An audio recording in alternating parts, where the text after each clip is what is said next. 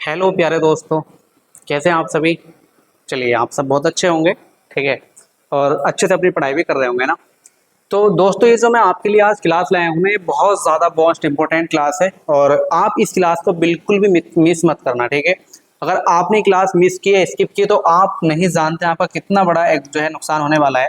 क्योंकि जो आज की हमारी क्लास है, ठीक है, ये क्लास नंबर 4 है ना। जैसे कि हम प्रैक्टिस लेके चल रहे हैं ना, जितने भी हमारे प्रीवियस ईयर क्वेश्चंस पूछे जाते हैं ग्रामर से अलग अलग एग्जाम में, उनकी हम प्रैक्टिस यहाँ पे कर रहे हैं। लेकिन मैं आज उसके साथ साथ आपके लिए लाया हूँ सब्जेक्ट वर्ब एग्रीमेंट। ठीक है। जी हाँ, सब्जेक्ट वर्ब एग्रीमेंट एक ऐसा टॉपिक होता है जिससे हर एग्जाम में एरर पूछी ही पूछी जाती है, चाहे वो कोई सा भी एसएससी का एग्जाम हो या जहाँ पे इंग्लिश पूछी जाती है, इससे चीज़ें जरूर आती हैं।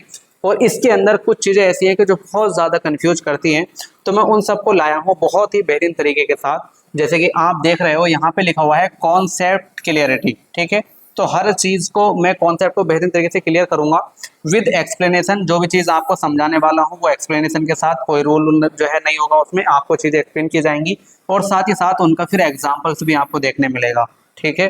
तो इसी क्लास में बने रहिए और बेहतरीन तरीके से आप इस चीज़ को समझे जो यहाँ पे समझाने वाला हूँ। ये एक छोटी सी क्लास है लेकिन आपके लिए बहुत ज़्यादा इंपॉर्टेंट क्लास ये होने वाली है। ठीक है। तो चलिए भैया, अब शुरू करते हैं। आ जाइए इधर। ठीक है। और देखते हैं यहाँ पे कुछ चीज़ें। अब आप देख रहे होंगे। ठीक है। सबसे फर्स्ट चीज जो यहाँ पे हम देखने मतलब लाए हैं वो क्या है, ईच, एवरी, ईदर, नीदर। ठीक है। ये चार वर्ड हैं, है ना। ईच, एवरी, ईदर, नीदर, ये चार वर्ड हैं। ये चारों के चारों वर्ड कहलाते हैं डिस्ट्रीब्यूटिव वर्ड। जी हाँ, क्या कहलाते हैं, डिस्ट्रीब्यूटिव वर्ड। ठीक है। तो ये डिस्ट्रीब्यूटिव वर्ड्स हैं। तो अब ये डिस्ट्रीब्यूटिव वर्ड्स हैं तो देखिए इनकी क्या खासियत है। इनके बारे में हमने यहाँ पे कुछ लिखा है कि ईच, एवरी, नीदर, ईदर, ठीक है, का प्रयोग सिंगुलर माना जाता है और इनके साथ सिंगुलर वर्ब आता है। ठीक है। क्या आता है, सिंगुलर वर्ब इनके साथ आता है। ठीक है। तो बिल्कुल आपने सही समझा कि जो ईच, एवरी, नीदर और ईदर है, ये चारों वर्ड कैसे वर्ड हैं, डिस्ट्रीब्यूटिव वर्ड है। ठीक है।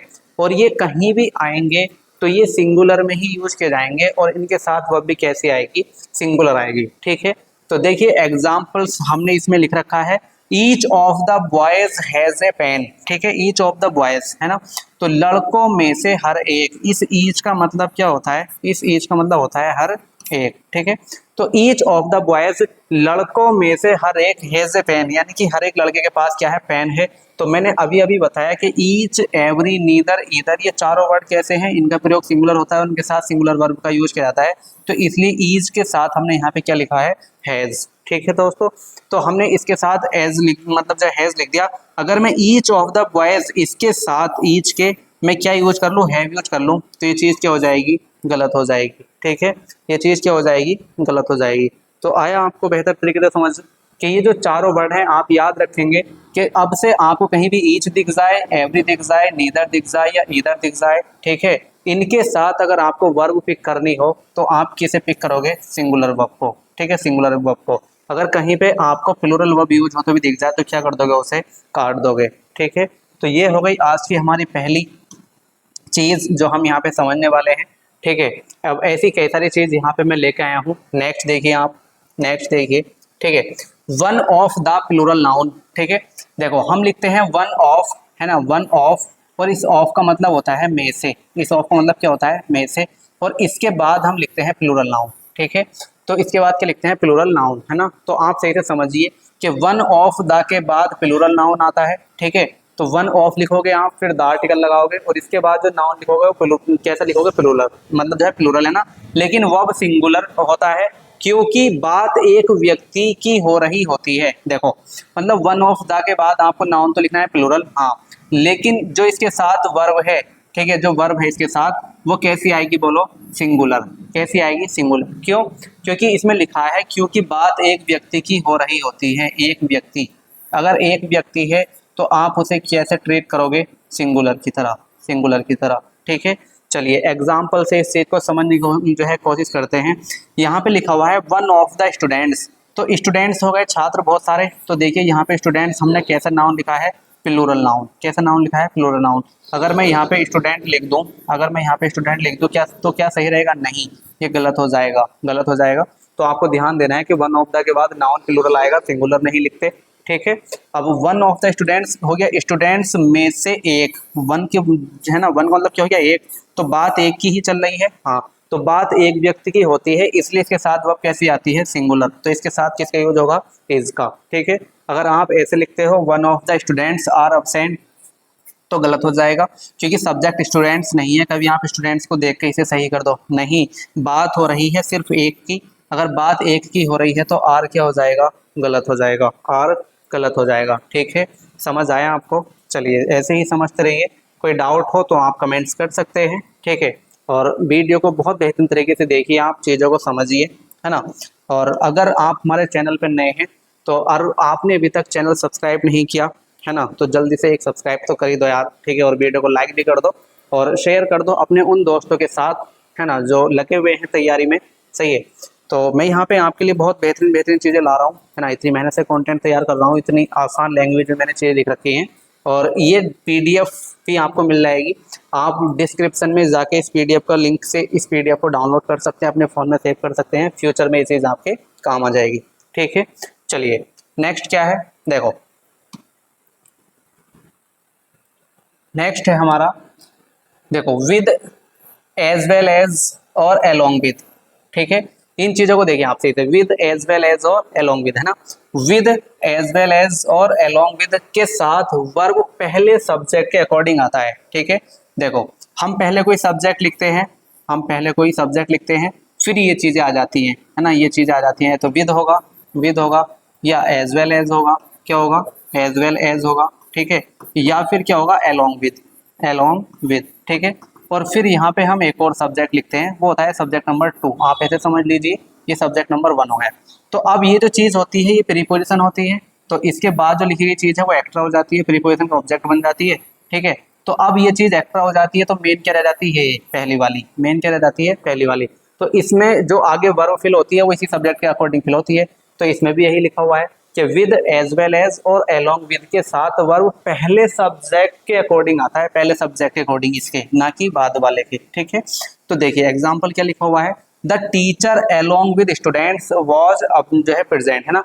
तो द टीचर और इसके बाद क्या लिखा मैंने? Along with students. तो अलोंग विद क्या होगी? प्रीपोजिशन, और ये क्या हो गया? इसका ऑब्जेक्ट। अगर ये इसका ऑब्जेक्ट हो गया तो ये चीज़ क्या हो गई? बोलो, एक्स्ट्रा। अगर ये चीज़ एक्स्ट्रा हो गई तो मेन सब्जेक्ट क्या होगा हमारा? ये। अगर मेन सब्जेक्ट ये है तो वर्ब इसके अकॉर्डिंग आएगी। तो टीचर यहाँ पे क्या लिखा हुआ है? सिंगुलर। अगर टीचर सिंगुलर लिखा हुआ है तो इसके साथ किसका यूज होगा? बोलो, वॉज का, ठीक है। ये अपना आप में क्या है? एकदम सही है, सही है, ठीक है। लेकिन अगर आप इसके साथ कर दो क्या? वर्ब प्रेजेंट, है ना। मान लो यहाँ पे तो क्या लिखा है हमने? The teacher along with the students, है ना, वॉज प्रेजेंट। वॉज प्रेजेंट ना लिखे अगर आप वर्ब प्रेजेंट लिख दो तो ये चीज़ क्या हो जाएगी? गलत। ये चीज़ गलत हो जाएगी, तो याद रखना ये चीज़ भी, ठीक है। ये चीज़ भी आप याद रखना। सब्जेक्ट वर्ब एग्रीमेंट के अंदर आपको बहुत बेहतरीन तरीके से चीज़ें देखने को मिल रही है, ठीक है। देखिए अभी हमने ऊपर देखा था नीदर इधर, है ना, वही है ये, नीदर इधर वही है। तो अब यहाँ पे क्या लिखा हुआ है कि नीदर इधर का यूज करोगे आप, है ना। इसके बाद ऑफ प्रीपोजिशन आ जाएगी, लेकिन इसके बाद प्लूरल नाउन हो सकता है, इसके बाद प्लूरल नाउन हो सकता है। यानी कि आपने इधर लिखा, आपने इधर लिखा, आपने क्या लिखा? नीदर लिखा, नीदर लिखा, ठीक है, या आपने ईच लिखा, है ना, या आपने एवरी लिखा, एवरी और एवरी वन, है ना।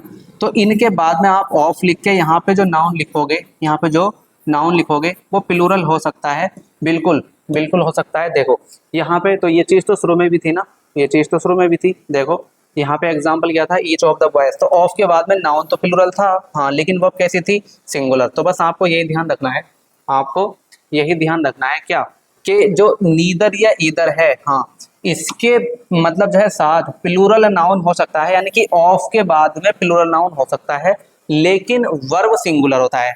वर्ब का यूज कैसा होगा? सिंगुलर में, अभी ऊपर बता गया हूँ, चारों डिस्ट्रीब्यूटिव वर्ड है, और इन सब के साथ अगर वर्ब कहीं भी आपको फिल करनी होगी तो कैसी करोगे? सिंगुलर, ठीक है।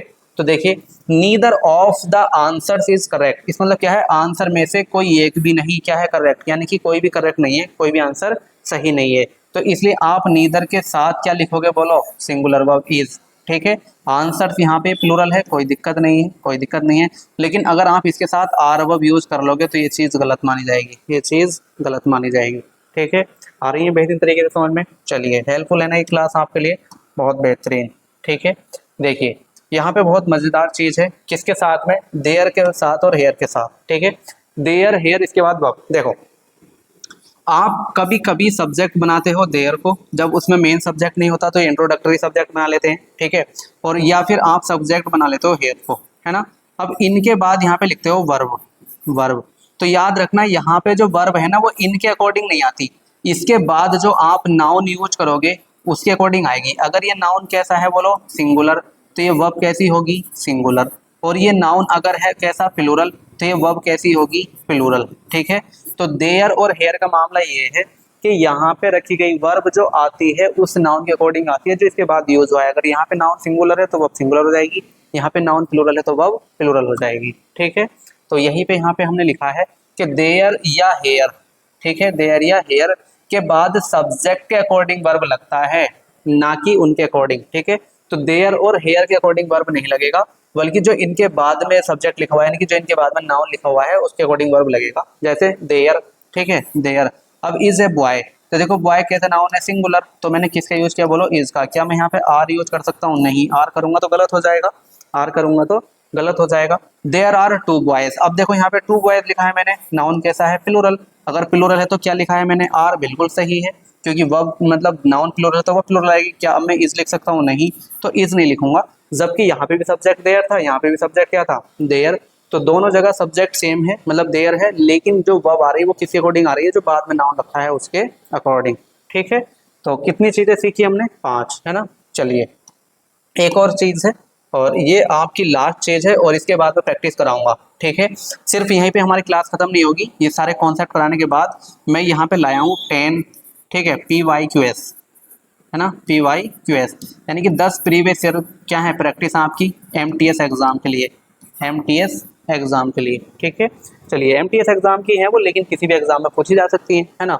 तो चलिए समझने की कोशिश करते हैं क्या है लास्ट। देखो, एक है ए नंबर ऑफ और एक होता है द नंबर ऑफ।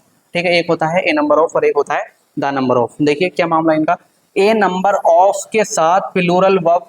ठीक है, यानी कि ए नंबर ऑफ के साथ कैसी वर्ब लिखोगे बोलो? Plural verb. कैसी वर्ब लिखोगे? प्लूरल। ठीक है, लेकिन द नंबर ऑफ के साथ सिंगुलर वर्ब लगता है। ठीक है, तो ए नंबर ऑफ के बाद कैसी वर्ब आएगी? प्लूरल, और द नंबर ऑफ के बाद कैसी आएगी? सिंगुलर। तो आप ये याद रखिए, ठीक है, कि अगर ए नंबर ऑफ आएगा तो वर्ब कैसी आनी है? प्लूरल, और द नंबर ऑफ आएगा तो वर्ब कैसी आनी है? सिंगुलर। ठीक है, जैसे ए नंबर ऑफ स्टूडेंट्स, ठीक है, हैव कम। तो देखिए सब्जेक्ट क्या है? A number of, a number of, इसके बाद क्या लिख दिया मैंने? स्टूडेंट्स, है ना। तो ए नंबर ऑफ के साथ प्लूरल वर्ब आती है तो बिल्कुल सही है। यहाँ पे क्या है? हैव कम है। अगर मैं यहाँ पे हैज लिख दूं, हैज लिख दूं तो क्या हो जाएगा? गलत, क्योंकि ए नंबर ऑफ के बाद में सिंगुलर नहीं प्लूरल वर्ब का यूज होता है। ठीक है, अब नेक्स्ट देखिए, द नंबर ऑफ स्टूडेंट्स। अब यहाँ पे क्या है? द नंबर ऑफ, है ना, द नंबर ऑफ। अगर द नंबर ऑफ होगा तो सिंगुलर वर्ब, तो अब यहाँ पे क्या आई? इज। क्या मैं यहाँ पे आर लिख सकता हूँ? नहीं लिख सकता, नहीं लिख सकता। अगर ऐसा करता हूँ मैं तो क्या हो जाएगा? गलत। ठीक है, तो चलिए, ये हमारे क्या थे? ये हमारे 10 सेंटेंस मतलब जो है, मतलब 6 हमने कॉन्सेप्ट करे, है ना, और सब्जेक्ट वर्ब एग्रीमेंट के नेक्स्ट चीज़ें और मैं नेक्स्ट बाद में लाऊंगा, है ना। अब देखिए यहाँ पे इसी पे बेस्ड यहाँ पे मैं क्या हूँ?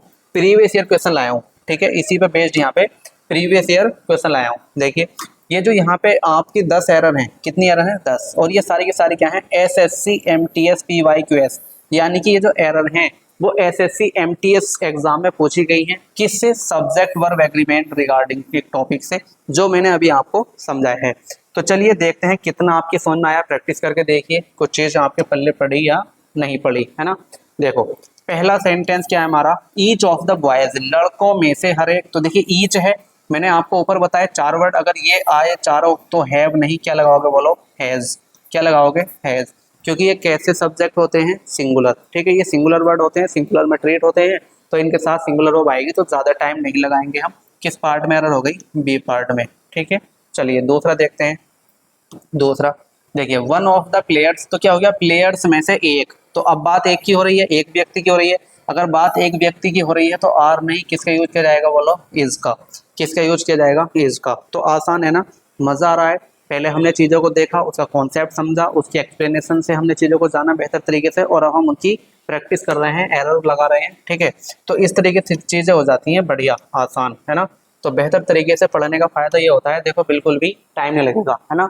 अब देखो द टीचर अब क्या है, अलोंग विद द स्टूडेंट्स। तो देखिए अलोंग विद लिखा है आपने, इसके बाद दूसरा सब्जेक्ट मैंने बताया था, आप पहले क्या लिखोगे, पहला सब्जेक्ट लिखोगे, सब्जेक्ट 1, ठीक है। उसके बाद अलोंग विद आ जाएगा, फिर आ जाएगा सब्जेक्ट नंबर 2, है ना। अब ये सब्जेक्ट नंबर 2 जो है, इस अलोंग विद का क्या बन रहा है, ऑब्जेक्ट बन रहा है, प्रीपोजिशन है। तो आप पहले वाले को मेन सब्जेक्ट मान के इसके अकॉर्डिंग वर्ब फिल करोगे। तो द टीचर कैसा सब्जेक्ट लिखा हुआ, बोलो सिंगुलर। अगर सिंगुलर है तो यहाँ पे वर नहीं, किसका यूज होएगा, बोलो वाज का। किसका यूज होगा, वाज का, ठीक है। तो देखिए सारी चीजें आसान है ना, कितना मजा आ रहा है आप करने में, बिल्कुल भी टाइम नहीं लग रहा है ना। आप भी आसानी से कर रहे होंगे इन चीजों को, है ना। नेक्स्ट देखिए, neither of the two answer. देखो नीदर आ गया ना, नीदर ऑफ मैंने अभी लिखा था कि नीदर के बाद या ईदर के बाद ऑफ हो तो प्लूरल नाउन हो सकता है, लेकिन वो अब क्या आएगी, सिंगुलर, क्योंकि कैसे वर्ड है, डिस्ट्रीब्यूटिव। तो आर नहीं, क्या आएगा, बोलो इज, ठीक है। आसान है। किस पार्ट में एरर हो गई, बी पार्ट में। तो इतनी आसान आसान एरर एग्जाम में पूछी जाती है, और ये सारी जो एरर है ये सब प्रीवियस ईयर क्वेश्चंस में पूछी गई हैं एमटीएस एग्जाम में। तो अगर ये एमटीएस में पूछी गई तो क्या सीएचएल में नहीं आ सकती, क्या ये सीएचएल में नहीं आ सकती, क्या ये और अलग जो एग्जाम होते हैं जैसे स्टेनोग्राफर उसमें नहीं आ सकती, बिल्कुल आ सकती हैं। और उन्हीं में भी तो इनसे रिलेटेड ही चीज़ें आती हैं। तो अगर आप कॉन्सेप्ट जानोगे तो फिर कुछ भी हो, किसी भी एग्जाम में आए, सब में आसानी हो जाएगी आपके लिए, ठीक है। नेक्स्ट देखिए, ए नंबर ऑफ। अभी आपको मैंने लास्ट कॉन्सेप्ट बताया था, एक ए नंबर ऑफ, एक द नंबर ऑफ। तो ए नंबर ऑफ के साथ नाउन तो देखो प्लूरल क्या आता है, बढ़िया है ना। लेकिन ए नंबर ऑफ के बाद कैसी वर्ब बताई, बोलो प्लूरल। तो हैज नहीं, क्या आएगा, हैव, क्या आएगा, हैव। लेकिन अगर यहाँ पे होता द नंबर ऑफ, क्या होता, द नंबर ऑफ, तो द नंबर ऑफ होता तो फिर हैज ही आता, क्योंकि द नंबर ऑफ के बाद क्या बताई हमने, सिंगुलर वर्ब, ठीक है, सिंगुलर वर्ब। चलो नेक्स्ट देखते हैं, सेंटेंस नंबर 6, है ना। There is many options available now, है ना। देखो देयर मैंने क्या बताया अभी, एक तो देयर बताया, देयर, और एक क्या बताया था, बोलो हेयर।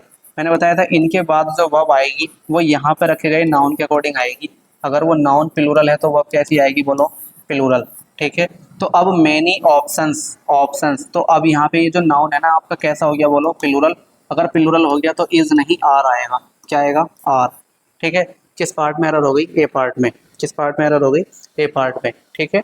तो बहुत बेहतरीन तरीके से चीज़ें आपके समझ में आ रही होंगी, है ना। कुछ नहीं है इनमें, बहुत आसान आसान चीज़ें हैं। चलिए नेक्स्ट देखते हैं, इसलिए मैं ज़्यादा टाइम भी नहीं लगा था। देखो ईदर ऑफ द बुक्स, फिर से ईदर आ गया, either of the books are, गलत। इतना टाइम लगाना ही नहीं हमें, है ना। ईज कर दो एकदम, ईदर देखा ईज कर दो, ईच देखा ईज कर दो, एवरी देखा ईज कर दो, ईदर है ना, और ईदर या नीदर, ये सब। क्योंकि वहाँ पे एग्जाम में इतना टाइम नहीं होता कि हम अपना टाइम वेस्ट करें चीज़ों को समझने के लिए, बस कॉन्सेप्ट पता होना चाहिए, है ना। नेक्स्ट द नंबर ऑफ, है ना। तो देखो अब द नंबर ऑफ आ गया, द नंबर ऑफ के साथ वर्ब कैसी आती है, द नंबर ऑफ के साथ वर्ब कैसी आती है, सिंगुलर। अगर सिंगुलर आती है तो इसके साथ आर नहीं, किसका यूज किया जाएगा, इज का। किसका यूज किया जाएगा, इज का, है ना। तो बढ़िया है ना, एकदम बढ़िया है ना, मज़ा आ रहा है, मज़ा आ रहा है। ऐसा मज़ा तभी आता है जब हम चीज़ों को बेहतरीन तरीके से समझ लेते हैं, है ना। अगर हम कॉन्सेप्ट अच्छे से समझ ले तो फिर एरर आसान हो जाती है, और अगर कॉन्सेप्ट ही ना आए समझ में सही से, पल्ले ही ना पड़ेगा चीज़ है, तो फिर मुश्किल लगती है चीज़ें और मज़ा नहीं आता, दिमाग खराब होता है ना। मज़ा कब आता है, जब चीज़ें बढ़िया समझ में आ जाए। तो नेक्स्ट देखिए, माई फ्रेंड, फिर से आ गया अलॉन्ग विथ। अभी बताया मैंने आपको क्या, एक तो बताया विद, है ना, एक बताया अलॉन्ग विथ, और एक बताया एज वेल एज, है ना, एज वेल एज। तो इनके बाद जो चीज़ लिखी गई हो वो एक्स्ट्रा होती है, तो हिज पेरेंट्स क्या हो गया, एक्स्ट्रा हो गया है। तो मेन क्या है, पहला वाला सब्जेक्ट माई फ्रेंड। तो माई फ्रेंड कैसा नाउन है, बोलो सिंगुलर। अगर सिंगुलर है तो क्या नहीं आएगा, हैव, क्या आएगा, बोलो इसके अकॉर्डिंग, हैज़। किस पार्ट में एरर हो गई, बी पार्ट में, बी पार्ट में, है ना, ठीक है। चलो नेक्स्ट देखते हैं, ये रहा हमारा आज का लास्ट सेंटेंस। लास्ट सेंटेंस है हमारा क्या, एवरीवन। देखो एवरीवन आ गया ना, है ना, एवरी, एवरी है इसमें बिल्कुल।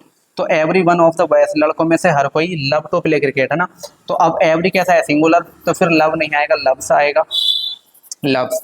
इससे पहले जो मैंने क्लास 3 की थी, इससे पहले जो मैंने आपकी क्लास 3 अपलोड की थी उसमें भी ये सेंटेंस था। अगर आपने क्लास 3 देखी होगी तो आपको समझ में आ गया, जो है आ गया होगा, है ना, आपको समझ में आ गया होगा, ठीक है।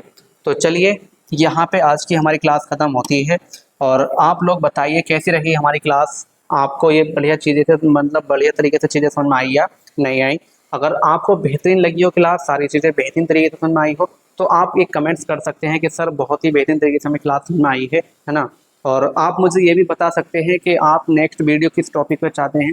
अगर आपकी कोई डिमांड है, आपको किसी टॉपिक में कोई दिक्कत आती है, मान लो चाहे वो एक्टिव पैसिव हो, है ना, या नरेशन हो, डायरेक्ट इनडायरेक्ट हो, या कुछ भी जो भी आपका मतलब कोई भी टॉपिक हो, किसी चीज़ पे आपकी कन्फ्यूजन हो, कोई चीज़ समझ में नहीं आती हो, है ना, कोई टॉपिक कमज़ोर हो आपका, तो आप मुझसे बता सकते हैं कमेंट्स में कि सर ये चीज़ ले आइए, आप इस पे वीडियो समझा दीजिए, है ना, ये चीज़ हमें मतलब परेशान करती है, या इस एग्ज़ाम की हम तैयारी कर रहे हैं तो इसकी एरर लाइए निकाल के। तो मैं उस एग्ज़ाम की ही खास एरर लाऊंगा, सारी एरर उसी एग्ज़ाम की होंगी, है ना। तो आप मेरे से बता सकते हैं, ठीक है। और अपनी पढ़ाई बढ़िया तरीके से करते रहें, बस मेरा मोटिव है आप लोगों की हेल्प करना, आपके आने वाले एग्ज़ाम की बेहतर तरीके से तैयारी कराना, ठीक है। तो देखिए, अगर आपने अभी तक वीडियो को शेयर नहीं किया तो शेयर तो कर दीजिए अपने दोस्तों के साथ, लाइक भी कर दीजिए, है ना, इतनी बेहतरीन तरीके से चीज़ें लाया हूँ मैं। और अगर आपने अभी तक सब्सक्राइब नहीं किया तो यार एक सब्सक्राइब तो बनता ही है, ठीक है। तो अपना चैनल को सब्सक्राइब करके रखें, जैसे ही नेक्स्ट वीडियो आए आपसे भी देखें, है ना, क्या पता आपकी नेक्स्ट वीडियो कितनी हेल्प कर जाए, तो इसलिए आपका चैनल पे बने रहना ज़रूरी है ना। तो ठीक है, फिर आप अपना पढ़ाई करते रहे और बेहतरीन तरीके से तैयारी करते रहे। मिलते हैं फिर नेक्स्ट वीडियो में। Thanks for watching, best of luck.